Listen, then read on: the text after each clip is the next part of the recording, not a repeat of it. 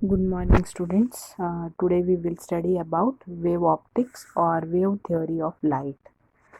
At the start of this chapter, they have considered a certain amount of questions which associate with the studies of standard 11, and in which they have asked us that how are shadows formed, tell how the propagation of light could be done, what are the laws of reflection and refraction, what are electromagnetic waves, what is the range of frequencies of visible light?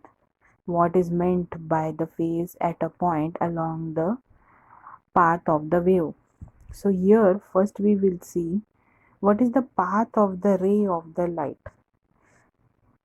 Sun's light travels to earth in 8 minutes 20 seconds. It takes 8 minutes 20 seconds for the sunlight to reach the surface of the earth. Now the challenge here is, how does light travel? Does light travel through a medium? Which are the types of medium around us? What is the change in the path of the light when light travels through from one medium to other medium?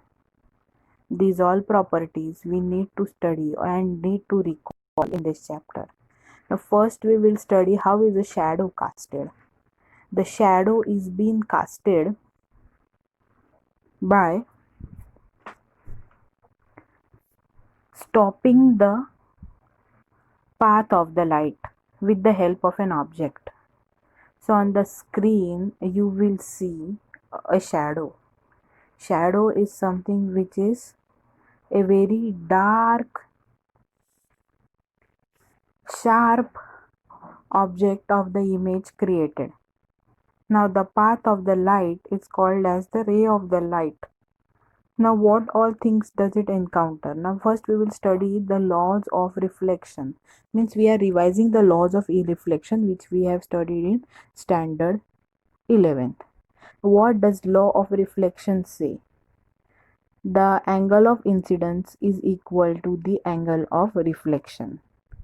The angle of incidence normal and the angle of the ray of incidence, the ray of reflection and the normal all lie on the same plane. Then if the surface of reflection is not plane, then angle of reflection is not equal to the angle of incidence. And what are laws of refraction? Laws of refraction states that if the ray of light traveling experiences the change in medium, if the medium is denser than the prior medium, then the ray of light will move towards the normal. And if the medium is denser, then the ray of light will move. If the ray of light travels from denser medium to rarer medium, then the ray of light will move away from the normal. These are the properties of refraction.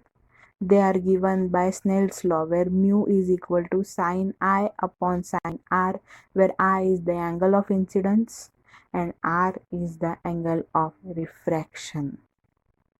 And there is a relation between incident angle, refracted angle and emerging angle, which could be further studied with the experiment of the slab.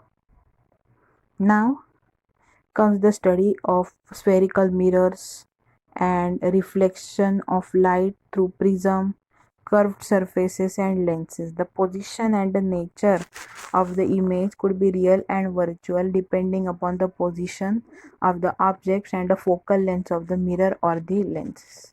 Now we will study nature of light.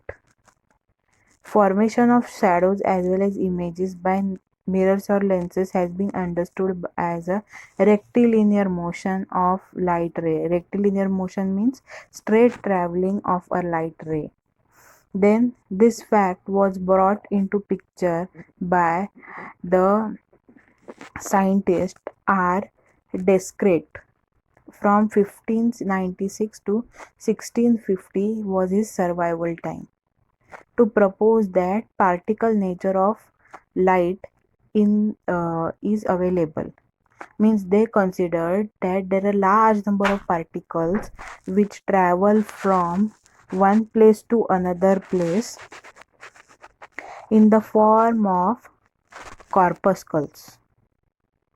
They are hard. They said that these particles are called corpuscles.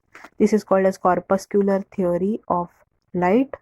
They said these corpuscles travel in luminiferous ether. Now, what is this luminiferous ether? Around Earth, we say there is space.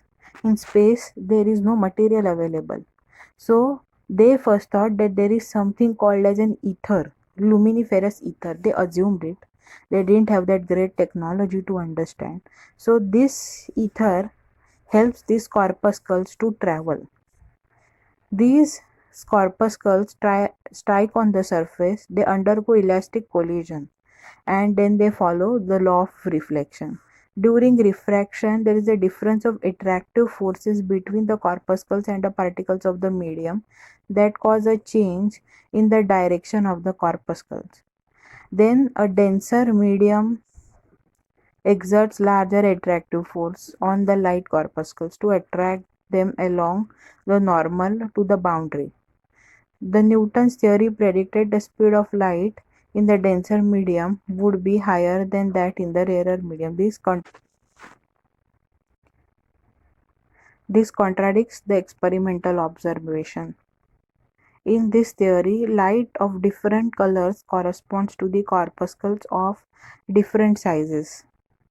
Newton performed several experiments in optics and could explain their results on his theory. The study of optical phenomena under the assumption that light travels in a straight line as a ray is called as ray optics or the geometrical optics, as geometry is used to study this part of the chapter. The laws of reflection and refraction and the formation of images we have already studied in the prior standard. But one theory the corpuscular theory couldn't explain was the process of diffraction, the phenomena of light of diffraction, the phenomena of light of polarization. These were the two things and which couldn't be explained by the corpuscular theory. And the speed of light which differed from one object to other object or from one medium to other medium was also contradicted. Hence, corpuscular theory was being eliminated. In the next part, we will study wave nature of the light, which was proposed by scientist Hygiene.